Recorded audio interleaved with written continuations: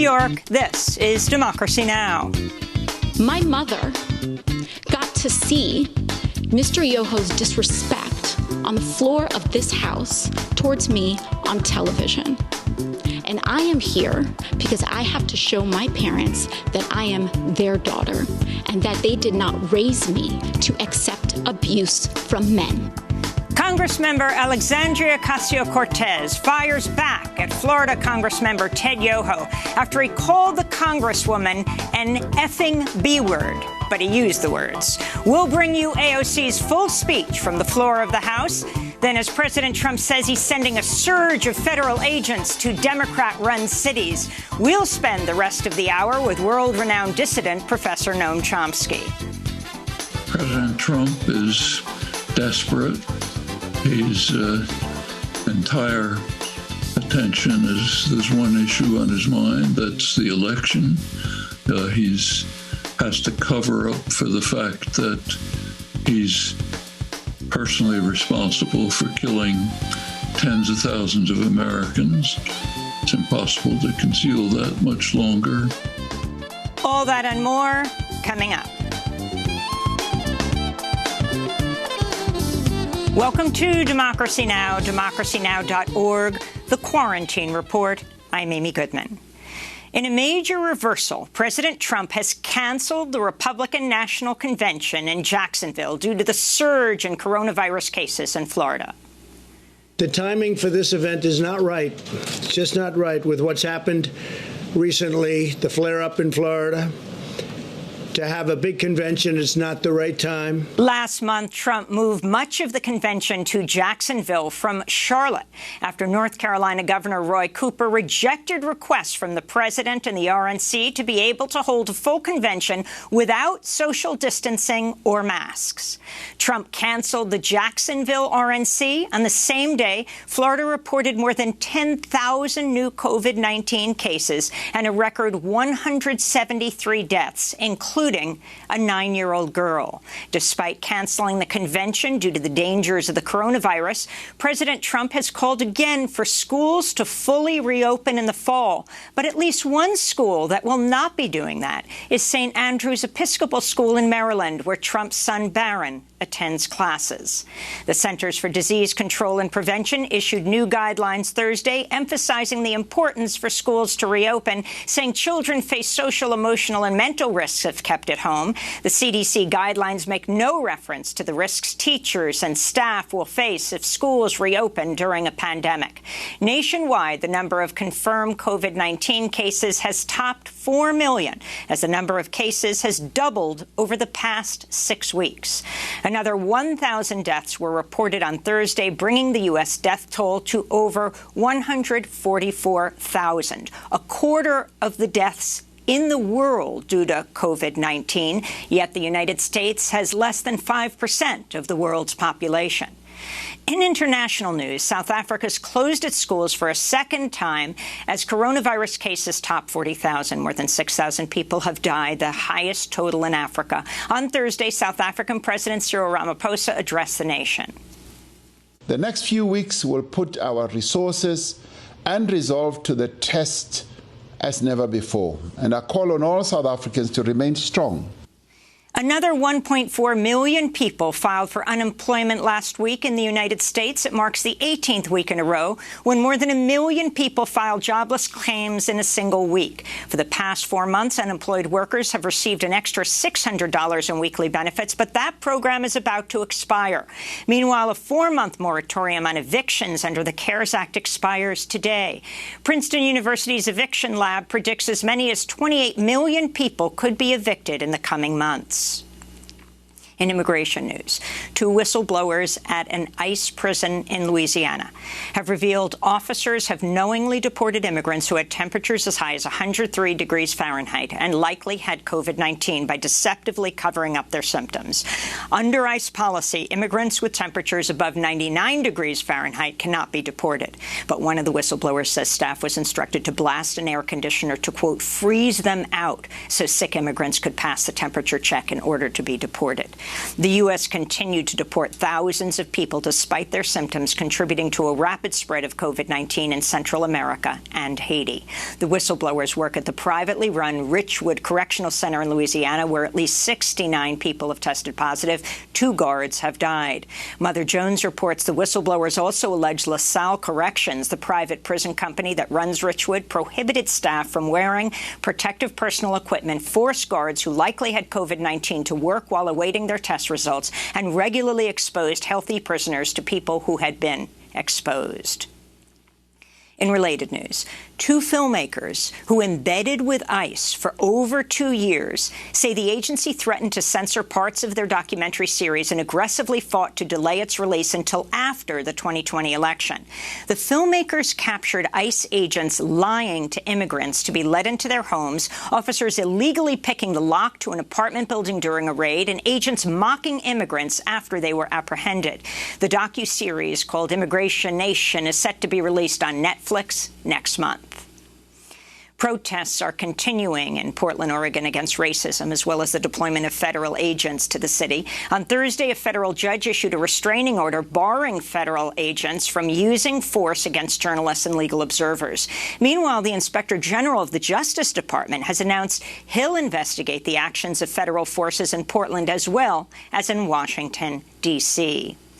In news from Capitol Hill, 37 Democrats joined Republicans to pass a $740 billion military spending package, a $2 billion increase over last year. President Trump had threatened to veto the bill because it includes an amendment to rename military bases named after Confederate generals, but the legislation was passed by a veto-proof majority. Thursday's vote came a day after a majority of Democrats rejected a proposal to cut the Pentagon's budget by 10%. In more news from Capitol Hill, Congressmember Alexandria Ocasio-Cortez Thursday took to the U.S. House floor to respond to Republican Congressmember Ted Yoho of Florida after he called her a, quote, effing B-word, but he used the words, on the steps of the Capitol earlier this week. This issue is not about one incident. It is cultural. It is a culture of lack of impunity, of accepting of violence and violent language against women, and an entire structure of power that supports that. We will hear AOC's full fiery address after headlines. China has ordered the United States to shut its consulate in Chengdu as tensions continue to grow between the 2 superpowers. The New York Times described the Chengdu consulate as the most valuable U.S. diplomatic outpost for gathering information on Tibet, as well as Xinjiang, where China's detained Uyghur Muslims in large internment camps. Earlier this week, the Trump administration ordered the closing of China's consulate in Houston, Texas. Meanwhile, China's foreign ministry is accusing U.S. Secretary of State Mike Pompeo of, quote, launching a new crusade against China. During an address outside the Richard Nixon Presidential Library in California, Pompeo called on other nations to join the United States to fight the, quote, new tyranny in China. More than 20 former presidents and high-level government officials in Latin America have denounced Ecuador for barring the political party of former leftist President Rafael Correa from next year's election. In an open letter, former Brazilian President Luiz Inácio Lula da Silva and Dilma Rousseff and others warned that the move calls into question the legitimacy of the election. A federal judge has ordered President Trump's former attorney, Michael Cohen, to be released from prison into home confinement after concluding the government was trying to retaliate against him for planning to write a book about Trump to be released in the next few months.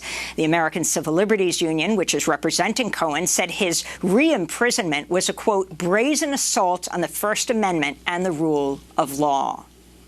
The Sierra Clubs apologized for the racist views held by the conservationist John Muir, who founded the Sierra Club in 1892 and has been called the father of our national parks. Sierra Club's executive director, Michael Brune, wrote this week, quote, as defenders of black life pull down Confederate monuments across the country, we must also take this moment to re-examine our past and our substantial role in perpetuating white supremacy. It's time to take down some of our own monuments, Brune said.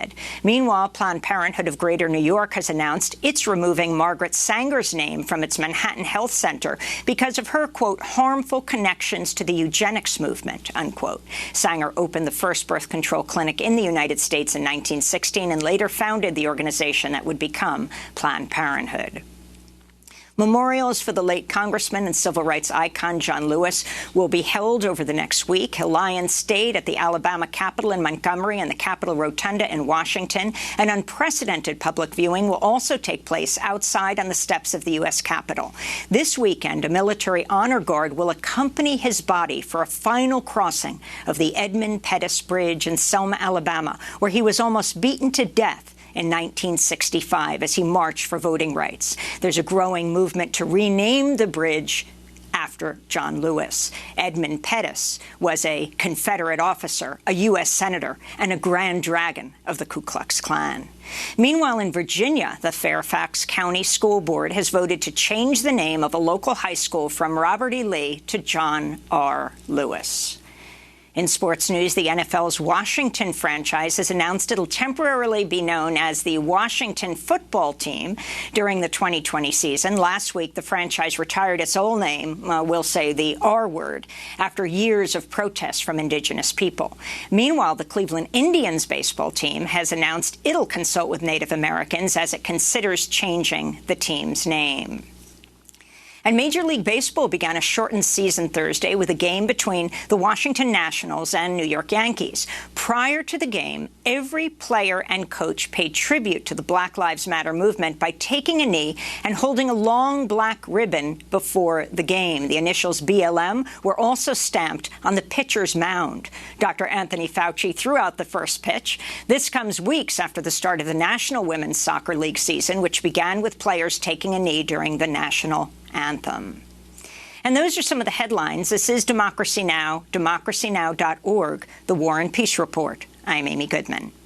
We begin today's show with the stunning rebuke delivered by New York Congressmember Alexandria Ocasio-Cortez to Florida Congressmember Ted Yoho Thursday after he was overheard by reporters calling the Congresswoman from New York an effing B-word. But he used the actual words.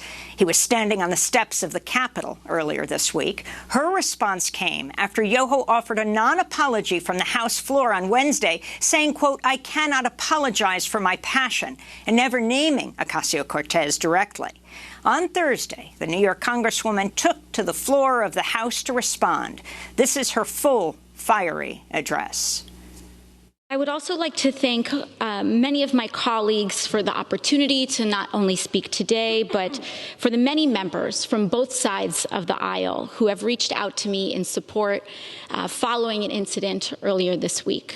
About 2 days ago, I was walking up the steps of the Capitol when Representative Yoho suddenly turned a corner, and he was accompanied by Representative Roger Williams, and accosted me on the steps right here in front of our nation's Capitol. I was minding my own business, walking up the steps, and Representative Yoho put his finger in my face. He called me disgusting. He called me crazy. He called me out of my mind. And he called me dangerous. And then he took a few more steps, and after I had recognized his comments as rude, he walked away and said, "I'm rude. You're calling me rude." I took a few steps ahead, and I walked inside and cast my vote, because my constituents send me here each and every day to fight for them and to make sure that they are able to keep a roof over their head, that they're able to feed their families, and that they're able to carry their lives with dignity. I walked back out, and there were reporters in the front of the Capitol. And in front of reporters, Representative Yoho called me, and I quote, "a f***ing bitch."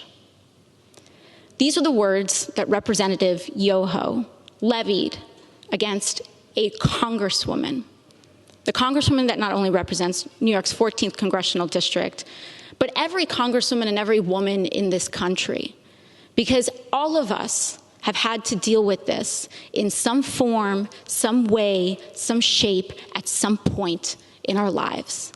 And I want to be clear that Representative Yoho's comments were not deeply hurtful or piercing to me, because I have worked a working class job.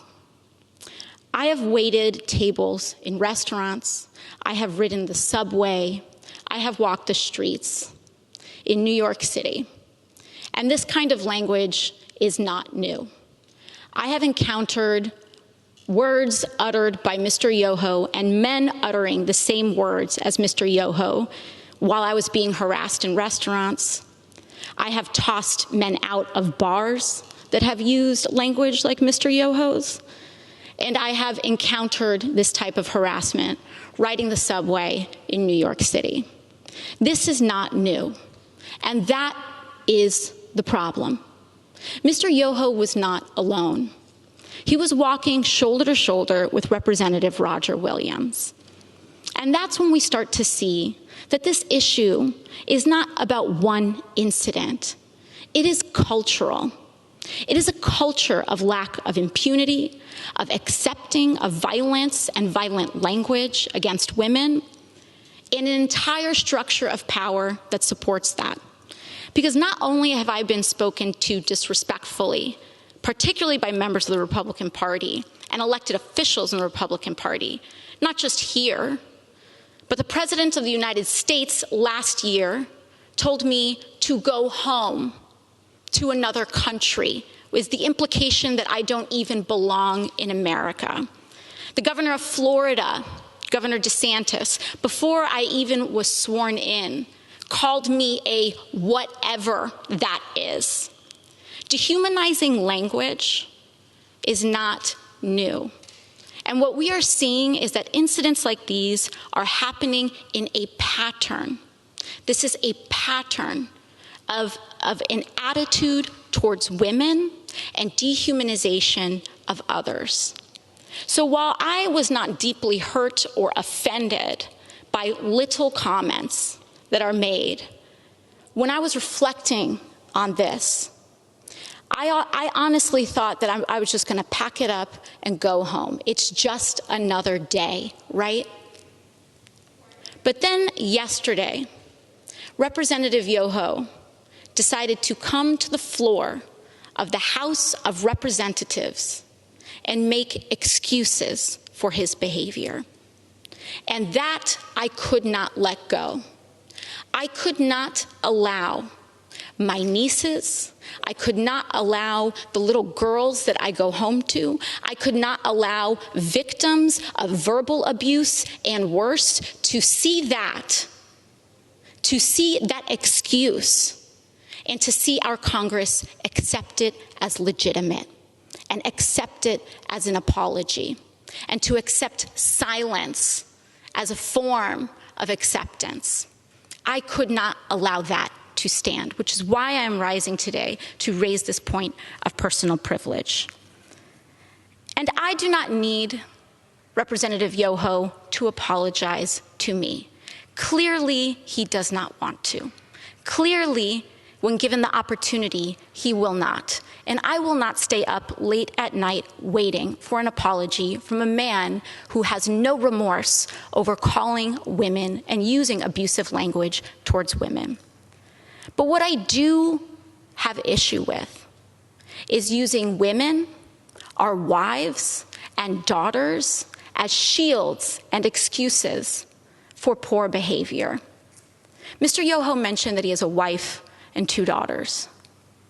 I am 2 years younger than Mr. Yoho's youngest daughter.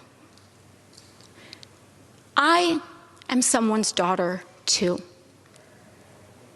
My father, thankfully, is not alive to see how Mr. Yoho treated his daughter.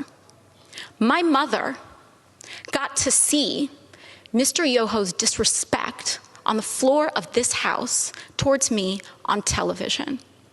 And I am here because I have to show my parents that I am their daughter and that they did not raise me to accept abuse from men. Now, what I am here to say is that this harm that Mr. Yoho tried to levy against me was not just an incident directed at me. But when you do that to any woman, What Mr. Yoho did was give permission to other men to do that to his daughters. He gave, in using that language in front of the press, he gave permission to use that language against his wife, his daughters, women in his community. And I am here to stand up to say that is not acceptable. I do not care what your views are. It does not matter how much I disagree or how much it incenses me or how much I feel that people are dehumanizing others. I will not do that myself. I will not allow people to change and create hatred in our hearts. And so what I believe is that having a daughter does not make a man decent. Having a wife does not make a decent man. Treating people with dignity and respect makes a decent man. And when a decent man messes up, as we all are bound to do, he tries his best and does apologize. Not to save face, not to win a vote. He apologizes genuinely to repair and acknowledge the harm done so that we can all move on. Lastly, what I want to express to Mr. Yoho is gratitude. I want to thank him for showing the world that you can be a powerful man and accost women. You can have daughters and accost women without remorse. You can be married and accost women. You can take photos and project an image to the world of being a family man and accost women without remorse and with a sense of impunity. It happens every day in this country. It happened here on the steps of our nation's capital. It happens when individuals who hold the highest office in this land admit to hurting women and using this language against all of us. New York Congressmember Alexandria Ocasio-Cortez firing back at Florida Congressmember Ted Yoho after he called the Congresswoman from New York an effing B-word, but he actually used the words. This is Democracy Now! One Congress member after another followed AOC to express their support for her. When we come back, Professor Noam Chomsky. Stay with us.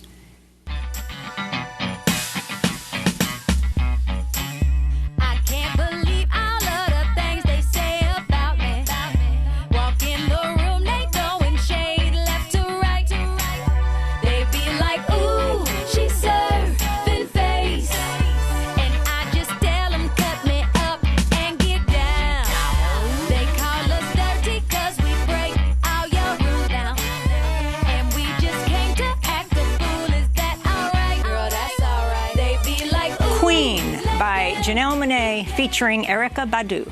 This is Democracy Now!, democracynow.org, The Quarantine Report. I'm Amy Goodman. Barely 100 days before the presidential election in November, this week, President Trump announced he's sending a surge of federal officers into large Democrat-run cities like Chicago.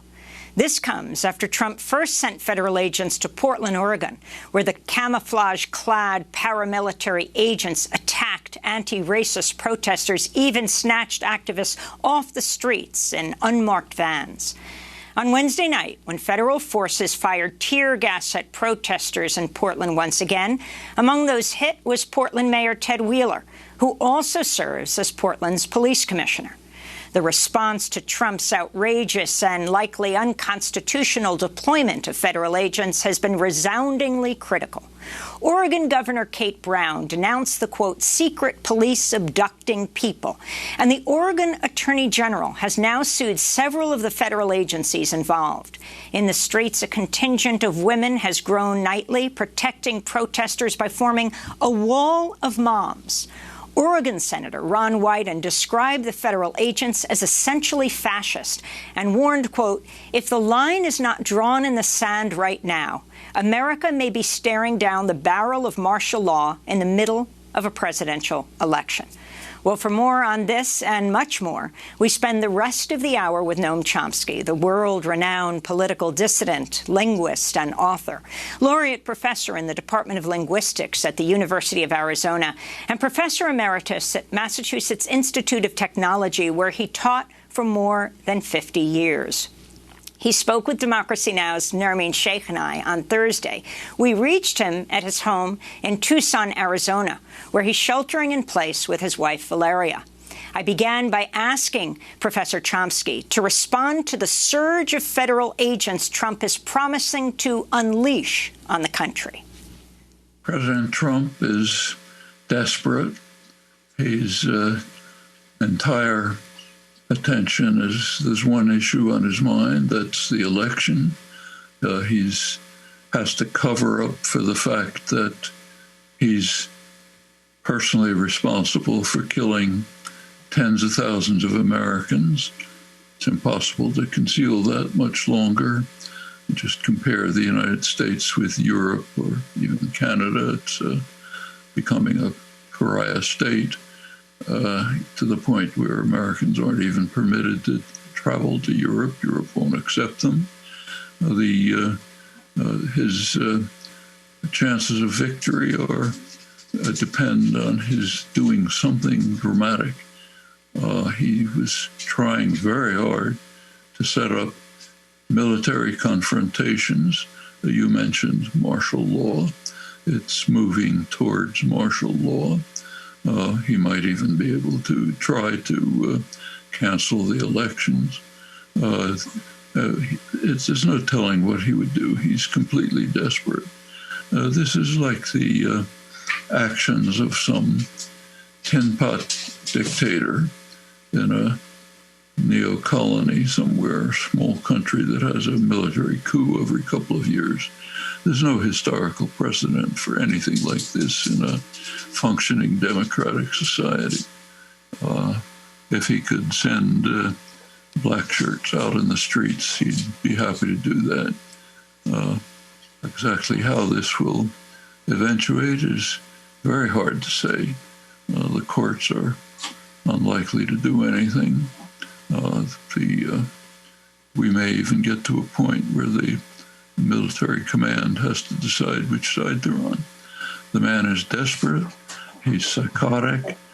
He is in extreme danger of losing his position in the White House. He'll do anything he can to prevent it.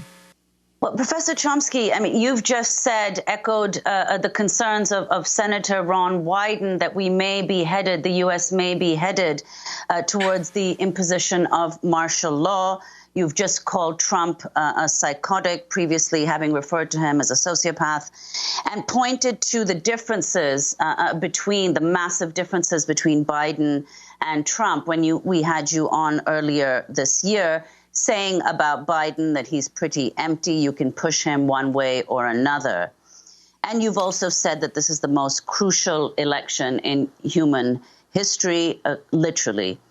Now, in a Fox News interview just on Sunday, Trump refused to commit to accepting the outcome of the 2020 election. I'm not a good loser. I don't like to lose. I don't lose too often. I don't like to lose. But are you gracious? You don't know until you see. It depends. I think mail-in voting is going to rig the election. I really do. Are you suggesting that you might not accept the results of the election? I have to see. Look, Hillary Clinton asked me the same thing. Could you comment on that and what your concerns are in the event? I mean, you've just said that, in fact, the elections somehow could be canceled. Could you talk about under what conditions Trump might be able to do that? And in the event that they're not canceled, what are your concerns depending on the outcome of the vote, what Trump might do? Well, there are various maneuvers that theoretically they might undertake. One might be to try to throw the election to the to refuse to accept the vote, to make sure that the Republican governors don't authorize their own electors. This is routine and automatic, but technically they could refuse, could throw it into the House where there's enough Republicans in the House to essentially turn the election into the kind of farce that you find in as I said, in some tin pot dictatorship. That's one possibility. Another possibility is he might just try to call out the military to impose martial law. And the point is he cannot lose. First of all, he's psychologically incapable of losing. Secondly, if he loses, if he leaves the White House, he may be facing serious legal problems. Now he has immunity, but there's a whole swamp around him. He's tried to keep it from being investigated. He fired all the inspectors general when they were beginning to investigate it. The federal attorney for the Southern District of New York, that's Wall Street and so on, the most important, started looking into it, fired him, replaced him with a flack from the private equity industry. There's nothing he would not do to try to maintain office. Virtually nothing you can think of. This is a major crisis. There's been one or another form of parliamentary democracy for 350 years in England, 250 years here, and nothing like this has happened before. We're dealing with a figure who's out of the political spectrum for functioning democracies, and he has a political party behind him, which by now has just turned into cowardly sycophants. They're terrified to cross his imperial majesty.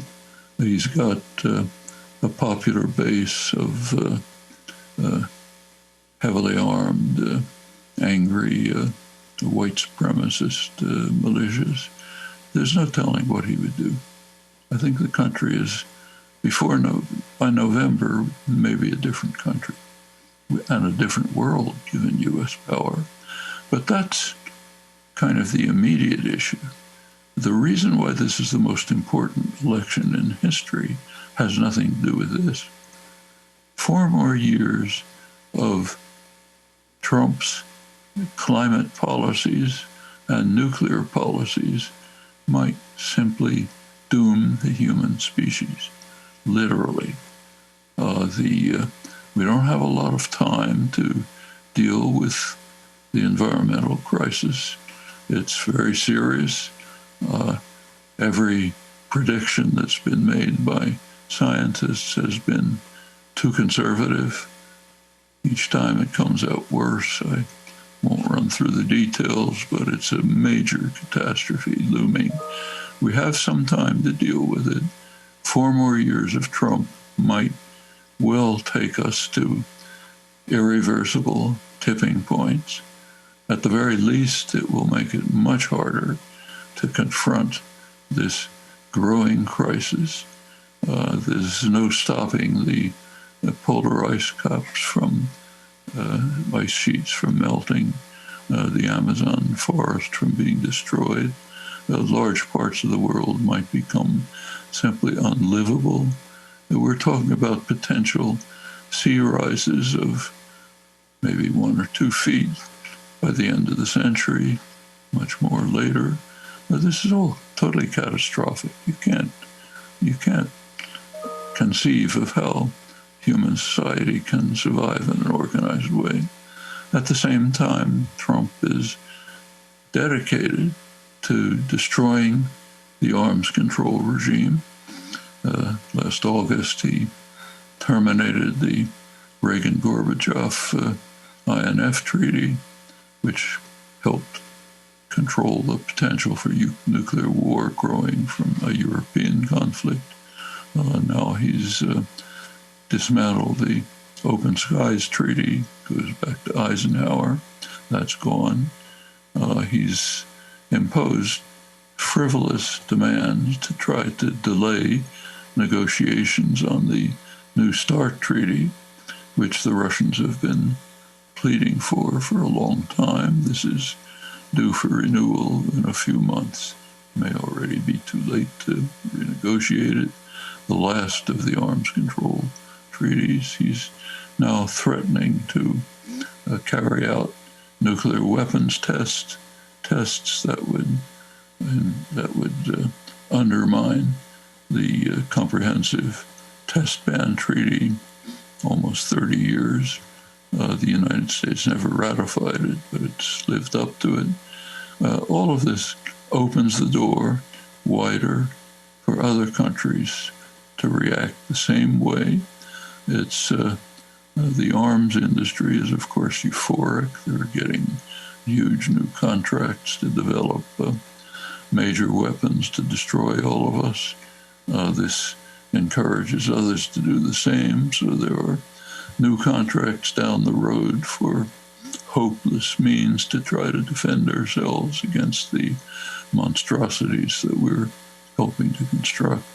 Now, this is Trump racing towards this, apparently enjoying it. It's a kind of, you can't describe it in normal terms. It's the term you use, sociopath, is perfectly accurate. Whether this can be contained within the constitutional structures of the United States, we don't know. I mean, something similar to this happened in the United Kingdom a couple of months ago.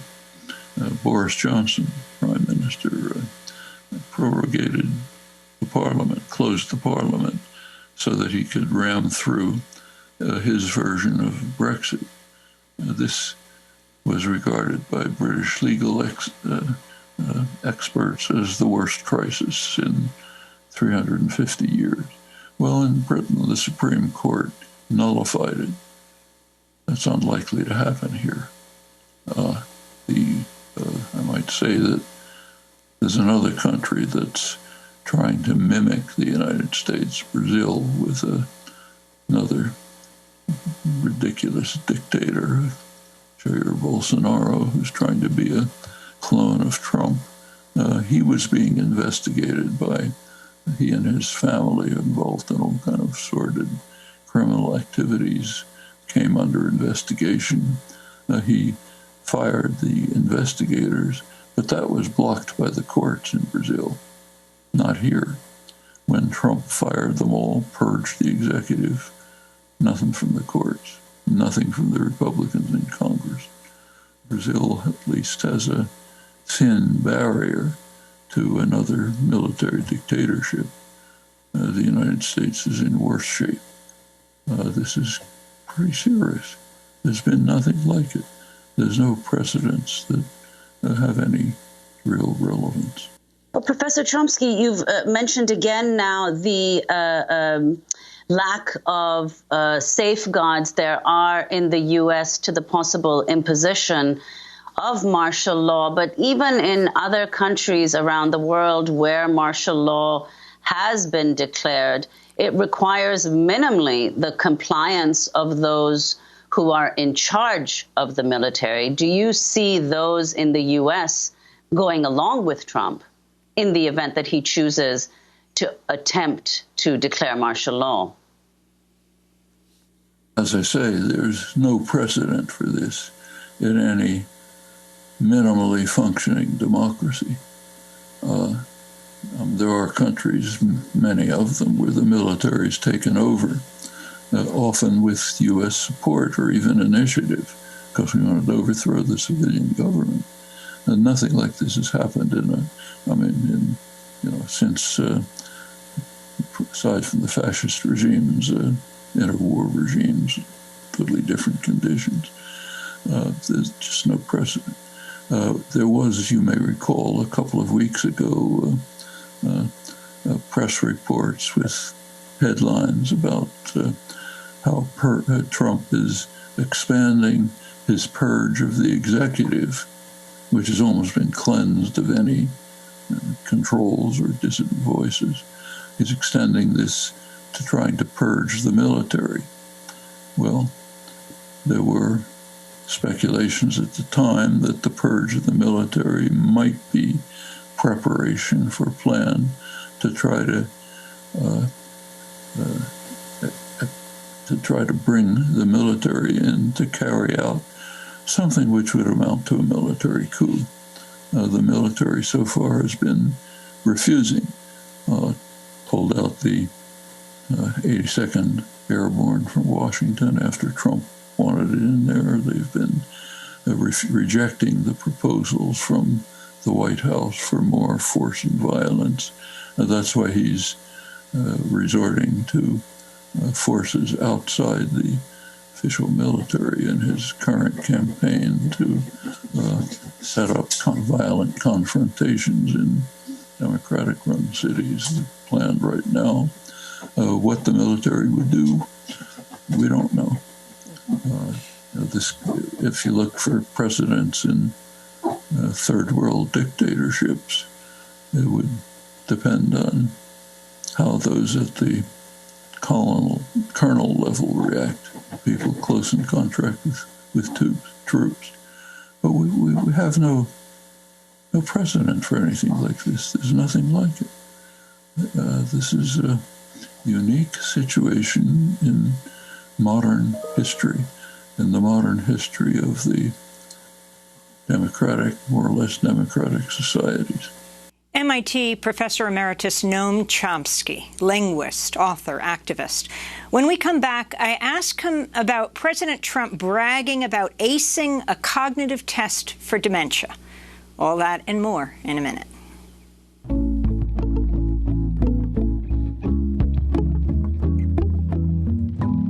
I spent the whole day in my head. Do a little spring cleaning. I'm always too busy dreaming. Well, maybe I should wake up instead. A lot of things I regret, but I just say I forget. Why can't it just be easy? Why does everybody need me to stay? Oh, I hate the feeling when you're high but you're underneath the ceiling. Got the cards in my hand, I hate dealing.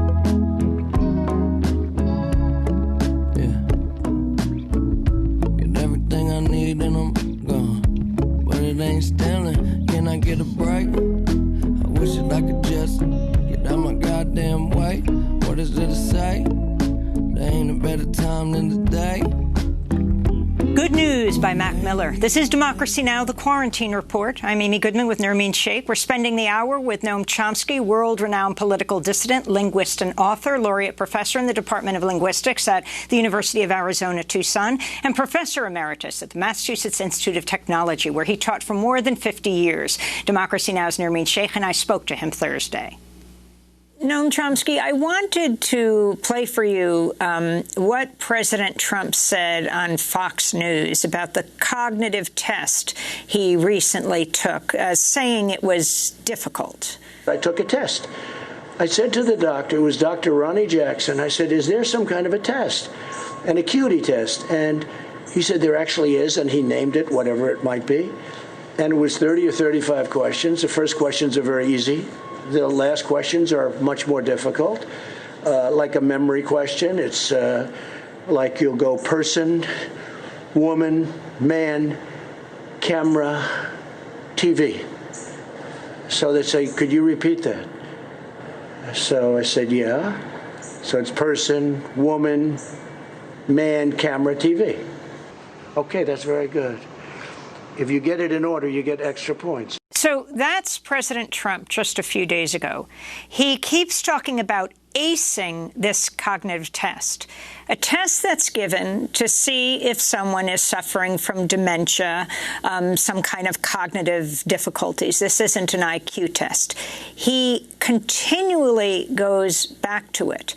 Even when told, you're asking to identify an elephant, you're being asked to draw a clock, to count back from 100 by sevens. This is a test to see if a person is becoming senile. Is the United States being run by a madman, Noam Chomsky? As you say, the test is given for dementia, incipient dementia, a serious mental illness.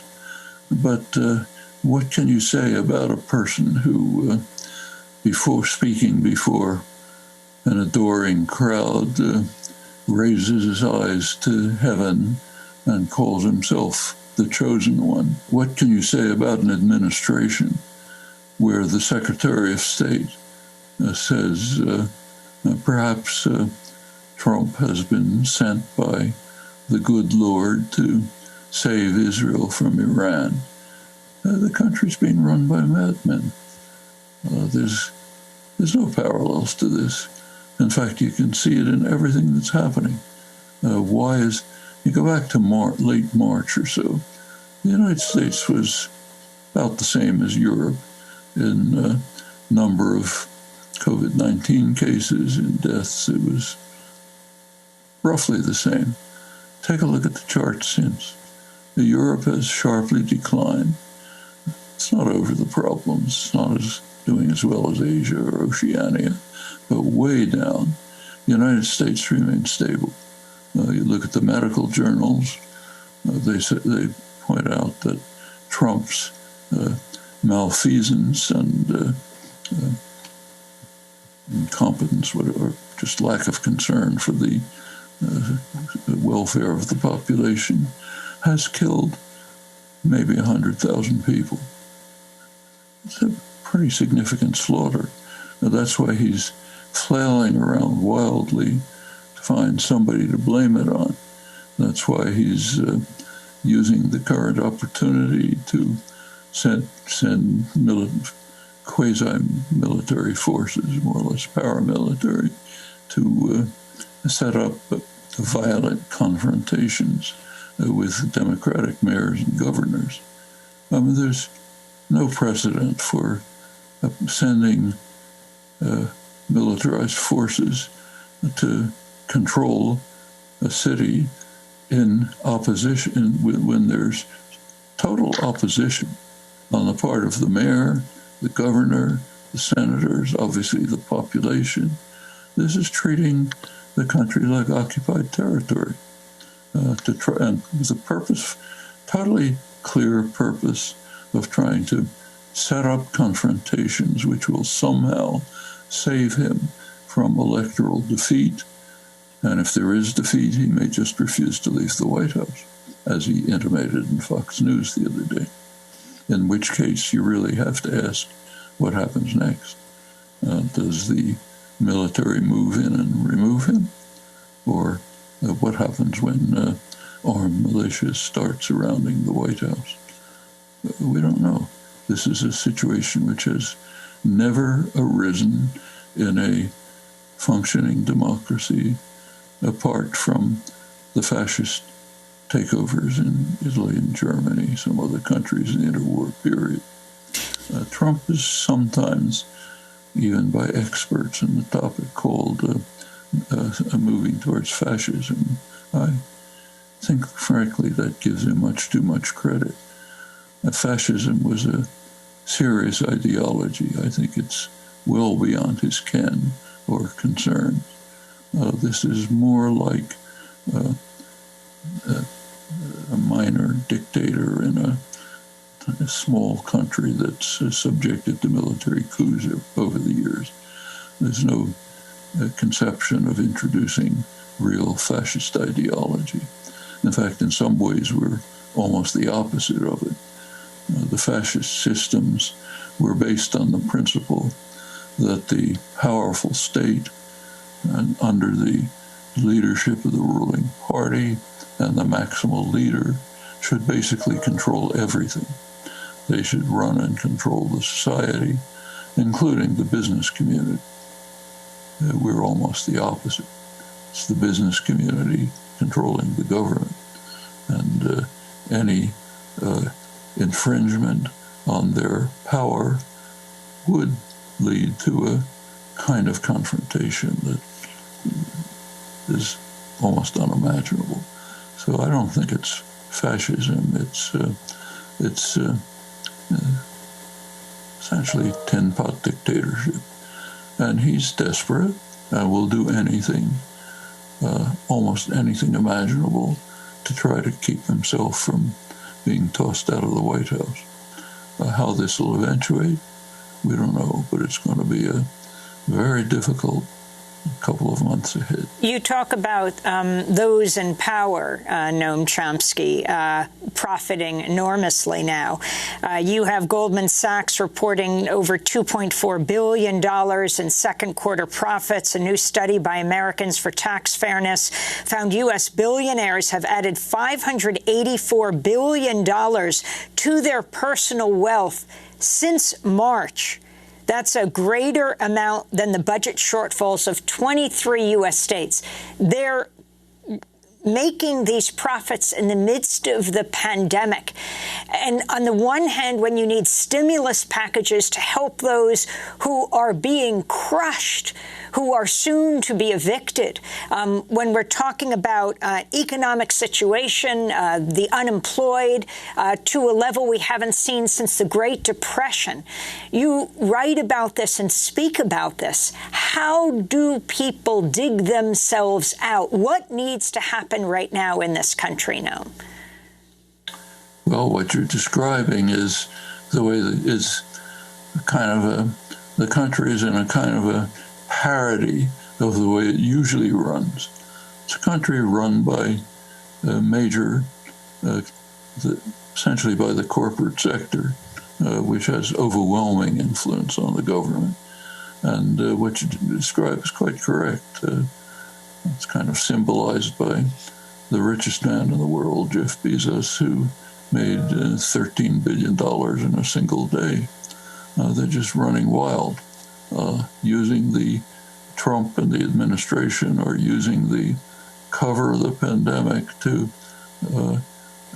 increase their dedication to enriching the very rich and the corporate sector, who are, of course, eating it up. They love it.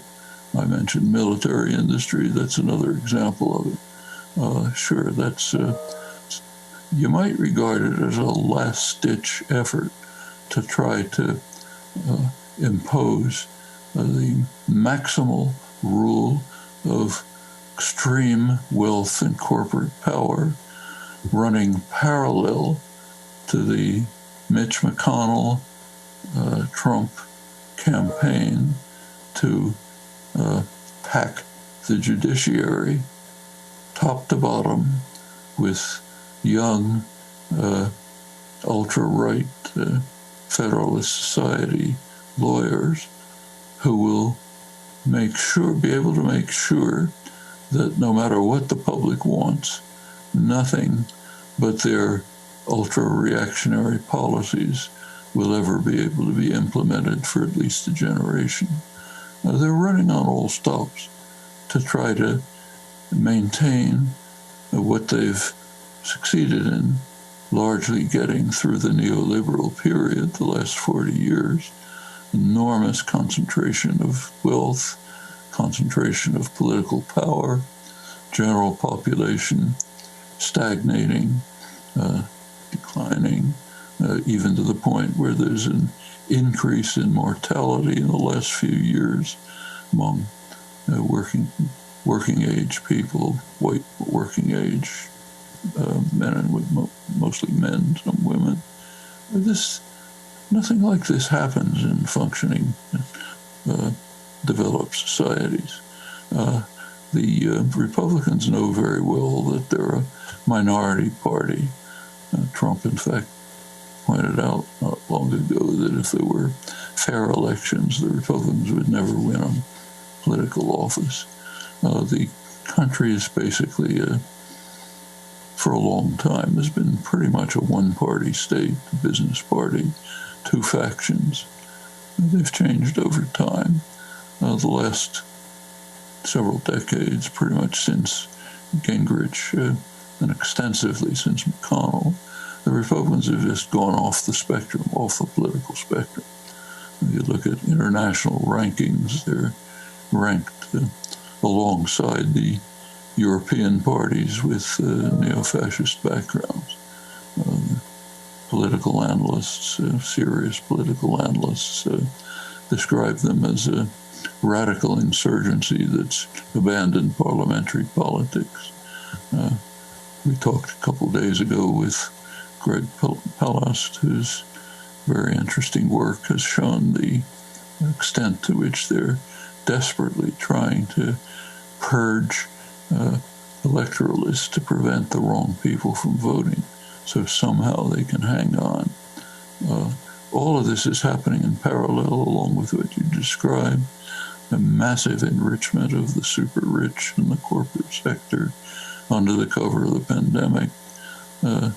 Every couple of days, some other executive decision or decision of one of Trump, the corporate clones, corporate figures who's Trump placed in charge of the various agencies like the EPA, passing further legislation to smash the public in the face and enrich the rich, like cutting back pollution standards, which of course is great for the coal companies.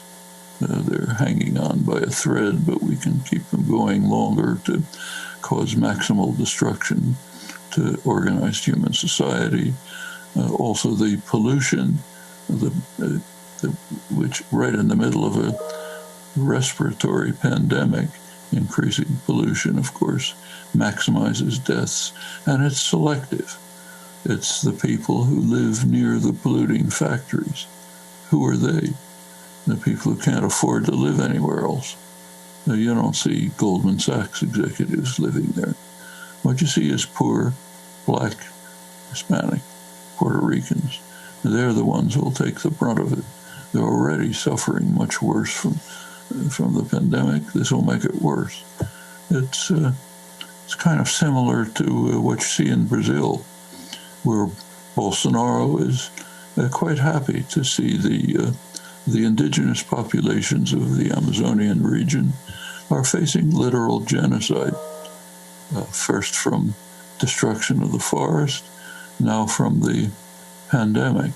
Many of them live hundreds of miles from the nearest health station. Illegal loggers come in, spread the pandemic, they die. You think Bolsonaro minds? He thinks they ought to be eliminated. He said so. We don't need those people. So let's get rid of them altogether. So let's get rid of the people who are living near the polluting industries. Who needs them? They vote the wrong way anyway. They're the wrong color. This is something happening in the world under the U.S. aegis, which is literally unparalleled in modern history. Again, with the single exception of the true fascist states in developed society. There's no other words to describe it. Noam Chomsky, world-renowned political dissident, linguist, and author, laureate professor in the Department of Linguistics at the University of Arizona and professor emeritus at Massachusetts Institute of Technology, where he taught for more than 50 years. Next week, we'll bring you more of Noam Chomsky. That does it for our broadcast. If you'd like to get our newsletter daily, text the word Democracy Now! To 66866. Democracy Now! Is produced with Renee Feltz, Mike Burke, Dina Guzder, Libby Rainey, Nermeen Sheikh, Carla Wills, Tammy Warnoff, Tarina Nadura, Sam Alcoff, Tamarie Astudio, John Hamilton, Ravi Karen, Honey Massoud. I'm Amy Goodman with Nermeen Sheikh. Thanks so much for joining us. Stay safe, save lives, wear a mask.